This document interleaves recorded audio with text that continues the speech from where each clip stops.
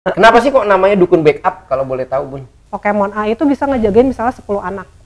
Atau enggak misalnya 100 anak, itu bisa. Kalau Bun sendiri nih, ya gua nggak tahu sih ya. Gua dapat informasi dari Intel sih. Jadi, siapa Intelnya? Tolong, ini kan banyak nih.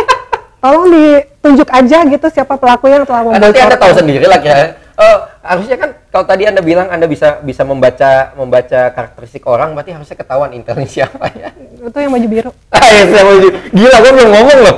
Udah tahu ya. Berarti pertanyaan gua udah tahu dong, gua bakal nanya apa nih? Nggak, udah tanya aja. Udah tanya aja. Perlakukan saya seperti manusia normal pada lainnya. Gila, ngeri loh kalau bicara sama orang kayak begini ya. Ini gua bener-bener merinding sih. Lu sendiri ketika kan awal-awal bisa itu kapan sih?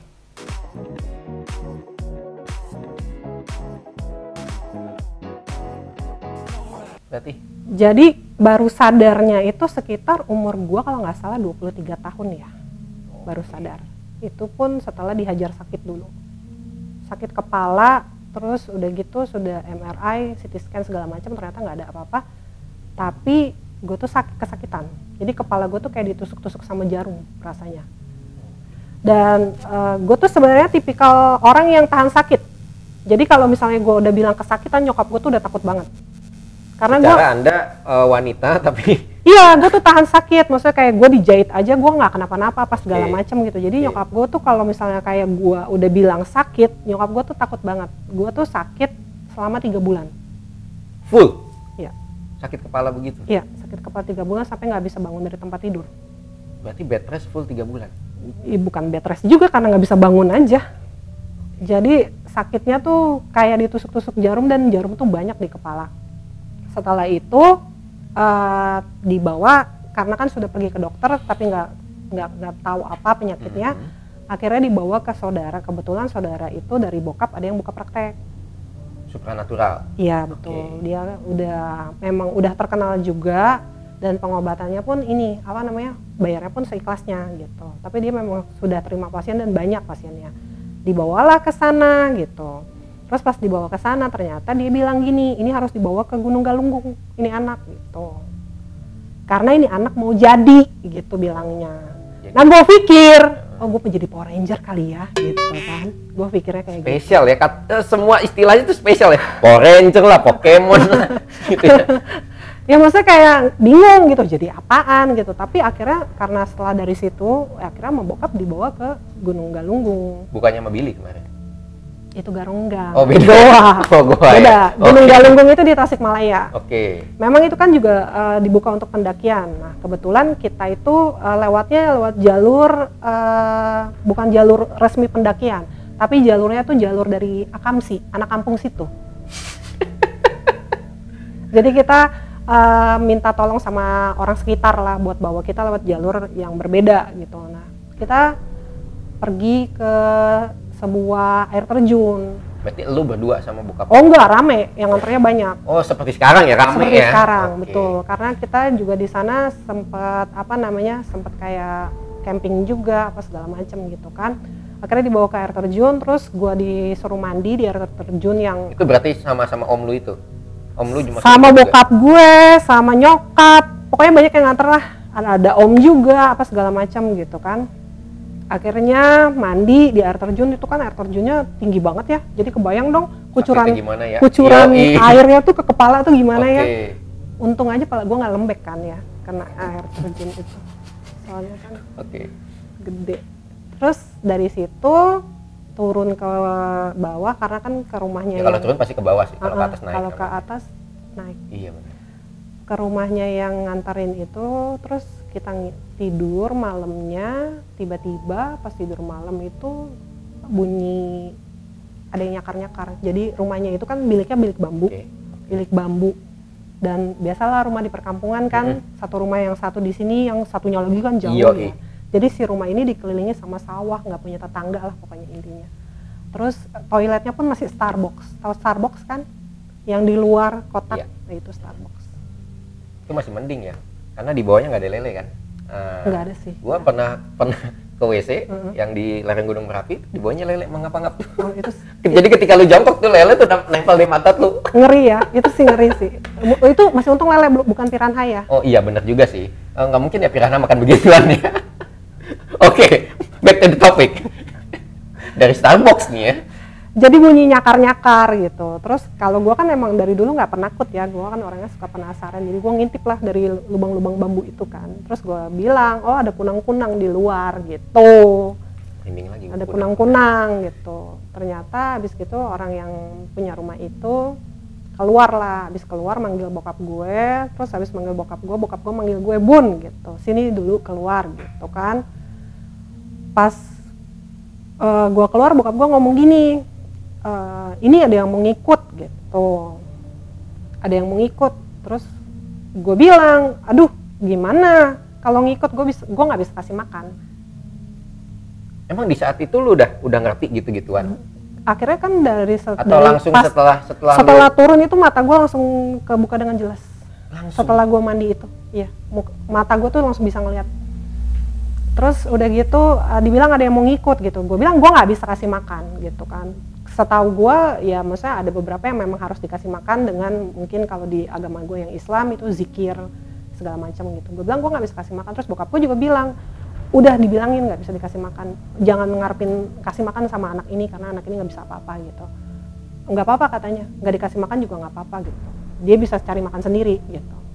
Dan ternyata yang gue lihat itu dan gue kira kunang-kunang bukan kunang-kunang tapi mata. Jadi matanya kan itu kan gelap ya, iya. Di luar tuh gelap jadi gitu. Jadi itu sebenarnya matanya bersinar gitu. Terus gue lihat jadi lu pandang-pandangan mata gitu sebenarnya ya? Sebenarnya gue pandang-pandangan mata. Nah gue pikir kunang-kunang ada 4, ternyata itu adalah 2 mata gitu. Jadi ada dua sosok gitu. Oke. Nah dari situlah gue pertama kali dapat Pokemon gue yang pertama. Nah itu adalah Pokemon gue yang pertama gitu. Si 2 ekor ini. Gitu. Mata-mata ini. Jadi sekali dapat tuh 2 ekor. Dapat 2 ekor ini. Jadi ya cuman maksudnya kita punya Pokemon pun ada resikonya juga, ada pantangannya juga gitu aja. Kalau misalnya yang ini pantangannya gue nggak boleh sampai emosi. Jadi gue harus benar-benar nekan emosi sampai kalau bisa nggak ada emosi sama sekali. Gitu. Karena kalau gue sampai emosi ya bahaya sih. Gitu. Panas kan soalnya. Oh dia karakternya panas gitu ya. Panas. Oh, jadi ketika nanti lu emosi malah dia yang jalan duluan gitu. Iya. Gitu. Jadi kadang-kadang kayak gue dulu sering banget kalau pasan yang masih suka emosi gitu kan. Ya gue dapat penglihatan ya kalau misalnya mereka tuh yang datengin orang itu apa segala macam, terus nggak lama kemudian gue dengar ya bermasalah dalam hidupnya apa segala macam gitu. Ini sih kayak cerita gue zaman SMA tuh punya teman, terus bokapnya tuh mantan yang begitu-gitulah. Gue nggak tahu entah dari kepercayaan mana atau gimana, tapi yang jelas bokapnya sendiri cerita bahwa gue nih kalau jalan nih di depan gue tuh ada macan, di belakang ada macan kumbang, yang udah pasti. Rambut gue nih nggak bisa dipotong, yang ngomong begitu kan. Karena suatu saat dia naik angkot, terus karena naik angkot waktu itu bayarnya kurang atau apa. Supirnya marah-marah tapi mengumpat tapi nggak, akhirnya bikin dia hatinya nggak enak. Cuman ngomong ya hati-hati aja di depan nanti lu kecelakaan, dan terjadi. Apakah mirip-mirip dengan kerjaannya itu? Kalau kira-kira ya maksudnya mungkin terjadi seperti itu mungkin ya. Kalau gue sih sebenarnya memang dibilangnya dulu selalu diingetinnya gini, hati-hati gitu, jangan sampai nyumpahin orang, karena katanya kalau nyumpahin orang kejadian. Dan gue pikir nggak mungkin gitu. Akhirnya gue pernah kesel sama temen gue bohongin gue kan. Iya, maksudnya kayak temen gue tuh bilang gini kan, Bun sorry gue nggak bisa jadi jemput lo soalnya motor gue hilang. Ternyata dia bohong. Terus gue tahu kan dia bohong, gue bilang gini, gue sumpahin motor lo hilang. Dan itu bukan sekali 2 kali. Terus gue sempat bilang. Berarti doa Anda itu spesial ya? Bukannya doa sih sebenarnya. Kalau gue memang. Berarti kalau kayak gitu kan misalnya doain punya rumah baru gitu ya, muncul kan asik tuh. Enggak sih, sebenarnya jatuhnya lebih kayak gini, jangan sampai kita nyumpahin orang atau ngumpat orang gitu. Okay. Karena jatuhnya kalau kita udah ngumpat biasanya suka kejadian katanya dibilang mulutnya tajam.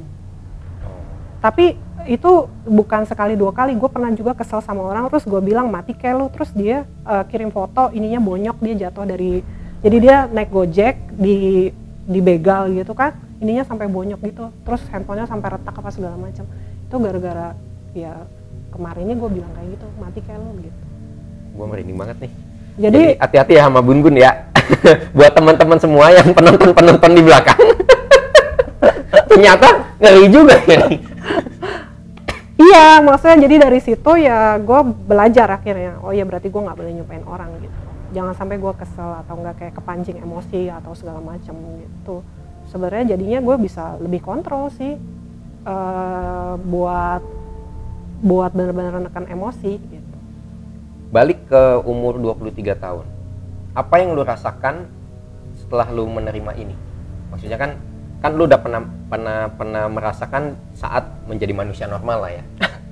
Ya kan? Yeah. Terus sekarang kan jadi manusia spesial nih, Power Ranger gitu ya. Nah, apa bedanya manusia normal sama Power Ranger nih? Lebih enak yang mana misalkan begitu? Kalau dibilang lebih enak ya, karena gue ngerasa gini ya, perubahan dalam hidup gue tuh banyak banget ya. Dari Bun-Bun yang dulu dengan Bun-Bun yang sekarang, gue ngerasa ya gue lebih nyaman dengan Bun-Bun yang sekarang. Oke. Gitu. Bukan dalam artian oh iya jadi karena bisa ngelihat setan atau bisa ngelihat bencana, enggak, bukan gitu. Karena gue ngerasanya hidup gue sebagai manusia itu berubah banyak banget gitu. Dari yang dulunya gue dulu badung banget gitu, terus ngelawan orang tua segala macem, terus gue tukang kabur apa segala macam. Tapi setelah adanya kebiasaan ini gitu kan, karena gue juga dibimbing sama Pokemon gue itu kan, jadi gue memperbaiki diri aja, jadi manusia yang lebih baik gitu. Dan gue ngerasanya ya gue lebih suka yang sekarang. Bukan karena pengen dibilang dibilang kayak wah spesial atau keren gitu karena punya kemampuan buat lihat, itu tuh nggak keren sih sebenarnya. Bagi gue sih nggak keren sih. Bisa. Kenapa tuh nggak keren? Kalau orang kan ngelihatnya, wih keren nih, lu bisa tahu masa depan, lu bisa ngebacain karakter orang. Jadi misalkan, oh lu mau dibohongin orang, lu bisa kabur dulu mungkin begitu. Enggak, menurut gue sih nggak keren ya. Gue ngerasanya gini, kayak berasa kita main game pakai cheat. Oh oke. Gue ngerasanya mungkin sekali 2 kali happy ya. Ya karena nge-cheat kan enak sekali 2 kali, tapi lama kelamaan kayaknya bosan banget gitu ya. Iya, terus maksudnya kayak gini, kadang-kadang juga ngerasanya begini, orang-orang yang tahu gitu kan, pasti mereka akan tanya, pasti mereka bakal banyak tanya kan, karena mereka kan tidak mengalami dan mungkin mereka mau cari jawaban atas apa yang mereka lihat. Instan juga gitu. Yang mereka lihat, misalnya contohnya kayak kasih foto, di sini ada apaan kayak gitu. Nah, sedangkan gue pribadi gue ngerasa kemampuan gue bukan dipakai buat itu. Gitu. Itu terlalu cetek gitu ya? Bukan masalah terlalu cetek, jadi kayak gini, contohnya kayak gini, kayak kita main tebak gambar buat anak TK, sedangkan gue bukan anak TK nih. Iya.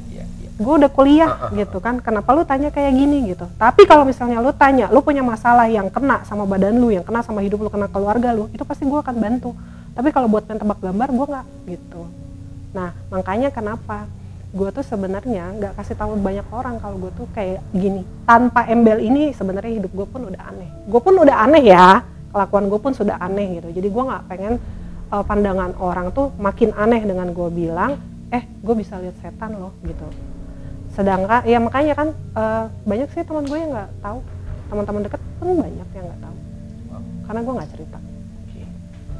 Tapi yang gue tahu sih lu jadi juragan pecel lele ya? Iya, nih contohnya tahu saya pecel lele. Oke, nah perjalanan lu sendiri dari umur 23 tahun itu kan ketika lu mendapatkan kemampuan baru ini gitu ya. Pokemon lu akhirnya nambah dong sewaktu lu menjalani, ya istilahnya pasti kan ada naik level lah, atau ada ujian atau gimana? Iya, benar. Kayak gue kan sering banget pergi ke tempat-tempat yang memang gue ngerasa memang harus didatangin, dan merasanya ya gue seperti kayak udah diundang kayak gitu kan. Nah biasanya kalau undangan itu udah datang, gue coba buat kayak ignore apa segala macam.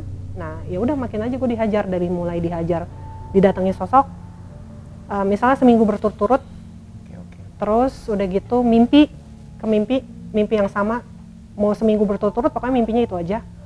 Sama dengar suara terus. Oke, sampai lu datang ya? Lu mesti datang gitu ya? Sampai gue datang. Sampai gue datang biasanya kayak gitu. Makanya kadang-kadang kalau gue udah harus pergi, gue tuh udah sebenarnya udah mulai uring-uringan. Tapi karena gue udah bisa nekan emosi, jadi uring-uringannya gue nggak kelihatan. Oh, karena udah biasa kali ya? Iya, jadi orang-orang tuh nggak tahu kalau gue lagi uring-uringan. Gitu ya? Sebenarnya gue tuh di dalam lagi uring-uringan gitu. Antara kayak harus pergi cepat, tapi gimana gitu segala macam. Karena gue mikirnya gini, apakah benar? Nah ini dia, kita itu walaupun bisa lihat, tapi kita masih bisa tertipu sama sosok kan. Banyak banget sosok yang menyerupai kan. Nah, gue ini kan orangnya logika juga. Gue nggak mau yang namanya didatangi sosok tiba-tiba dia bukan sosok yang asli. Gue paling takut itu. Pernah? Gue minta bukti. Jadi misalnya kayak gue mesti pergi kemana nih, coba kasih bukti supaya gue percaya kalau memang gue diundang. Nanti mereka akan kasih bukti. Kayak contohnya waktu itu gue mesti pergi ke, nggak boleh sebut lembaga ya Vel. Waktu itu pernah sebut, iya nggak boleh sebut lembaga. Waktu itu pernah pergi ke suatu tempat, terus gue tanya sama sosoknya yang datang. Kalau memang kamu yang asli, coba kasih saya bukti gitu. Terus dia bilang kamu cari lemarinya itu masuk ke dalam tembok. Kalau sekarang dipakai buat sertifikat piagam penghargaan kayak gitu. Terus pas kita sampai di sana ada. Dan itu gue kasih tahu waktu itu kan yang ikut Vicky, Mia, sama Val kan. Gue kasih tahu sama mereka cari lemari yang kayak gini. Kalau sekarang udah dipakai buat sertifikat seragam penghargaan ada. Dan mereka jadi bun ada. Ya udah gue pun kalau udah begitu gue jalannya udah jalan kepiting, gue miring gue. Karena gue takut juga. Kalau udah kayak gitu gue takut juga. Katanya jagoan jalan begitu. Jalan kepiting pasti kalau yang udah kayak gitu. Maksudnya gini, gue tidak menyangka kalau bukti yang mereka kasih benar, otentik gitu ya. Iya, malah gue berharapnya bohong. Sebenarnya ketika lu kesana tuh ngapain sih? Maksudnya kan lu diundang sesuatu kan pasti ada sesuatu. Misalkan contoh nih ya, lu gua undang podcast nih karena memang gua ada keperluan buat lu buat nanya-nanya, buat ngepoin lu gitu ya, ngepoin kehidupan indigo itu apa sih gitu ya. Nah, kalau misalnya lu datang ke sana itu sebenarnya buat apa gitu? Beda-beda. Banyak juga yang kayak buat pembelajaran.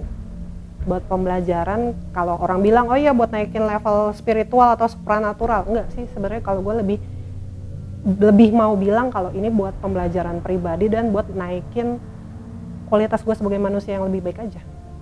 Karena setiap habis dari tempat itu pasti selalu dapat oleh-oleh, dapat pembelajaran. Contoh kayak gini, gue waktu itu sempat mikir kayak gini, kenapa sih kok sekarang gue dideketinnya sama gerombolan pacinko, pasukan Cina kota gitu kan? Kenapa temen gue? Tapi memang dari dulu gue lebih banyak teman Chinese dibandingin sama teman yang pribumi ya. Iya. Termasuk adek lu kayaknya kebalik dikit ya. Kayak itu dia. Maaf. Jadi gue bertanya-tanya di otak gue gitu, kenapa sih gitu, kenapa? Nah pada saat gue mencari jawaban, gue dikasih jawaban, oke, pergilah. Jadi ceritanya ini juga lucu juga. Gue waktu itu pergi ke museum, salah satu museum, mungkin kita nggak usah sebut nama, pergi ke salah satu museum, terus habis itu sama Mia sama Val juga. Setelah itu Mia tanya, udah nih dari sini nggak kemana-mana lagi. Terus gue bilang tunggu, masih ada satu tempat lagi, tunggu. Terus gue bilang, emang ada rumah yang warnanya merah depannya kali gitu. Terus kata Mia, ada, katanya di Kota Tua itu namanya Toko Merah. Oh oke, gitu. Tapi katanya kalinya di belakang apa di depan? Soalnya katanya di depan gitu. Ternyata kan di depan kan, di depannya persis kan kali. Pergilah kan ke Toko Merah kan. Setelah pergi ke Toko Merah, ya gue balik, gue cari sejarahnya dong tentang Toko Merah. Ternyata kan itu kan geger Pacinan. Jawaban dari pertanyaan gue. Jadi gue itu dituntut tidak boleh melihat suku kalau mau berteman. Tidak boleh lihat ras kalau mau berteman. Nah dari situ gitu. Dapatnya ya, oh ya udah berarti teman-teman gue ini yang pacinko ini memang ya gue harus berteman dengan siapapun gitu. Wow. Itu salah satu apa ya, undangan yang memang lu kesana gitu ya, untuk mencari jawaban gitu ya. Iya. Ada juga yang hampir mirip juga, Gunung Padang di Cianjur. Itu kan juga waktu itu gue harus kesana juga kan. Gue pergi ke sana terus pakai guide lah kan, karena pengen tahu ceritanya gitu kan. Diceritain apa segala macam. Jadi di sana tuh kan ada teras 1, 2, 3, 4, 5. Nah, nanti terakhir tuh sebelum bisa ketemu sama yang Prabu Siliwangi itu tuh ada batu kotak. Batunya kecil kok. Batu ya kecil lah. Tapi kalau orang zaman dulu mau sesakti apapun, tapi kalau niatnya enggak bagus, enggak tulus, enggak ikhlas, nggak bakal bisa keangkat itu batu, dan dia nggak bisa ketemu sama yang Prabu Siliwangi. Jadi dia harus mulai lagi dari teras pertama, ngulangi lagi. Nah, yang gue dapat buat diri gue sendiri ya, adalah begini. Pada saat lu mendapatkan cobaan hidup dan lu kalah gitu, lu kalah dengan artian adalah lu emosi, lu kepancing gitu. Berarti sama aja lu menurunkan level lu. Lu udah naik nih level lu misalnya. Mesti ngulang lagi ya. Nah iya, lu udah naik nih level lu udah level 5. Berarti lu harus ngurangin level lu turun lagi gitu. Jadi lu harus ngulang dari awal lagi nih untuk menjadi manusia yang lebih baik gitu. Ini sama banget nih sama waktu dulu itu gue pernah dapat mentor, dia ngomong kalau lu nggak bisa melewati masalah lu yang itu, sampai kapanpun lu akan tetap lewatin masalah yang mirip-mirip lagi. Kenapa? Karena lu belum naik level. Iya. Jadi kayak betul ya, stuck di situ ya. Stuck di situ. Persis kayak main game sebenarnya ya. Iya. Kalau kita levelnya di situ, kita mau gagal terus ngebunuh bosnya misalnya, kita masih stuck di level itu ya. Wow. Gitu. Jadi bisa jadi setiap lu jalan itu salah satunya ya untuk naikin level itu ya.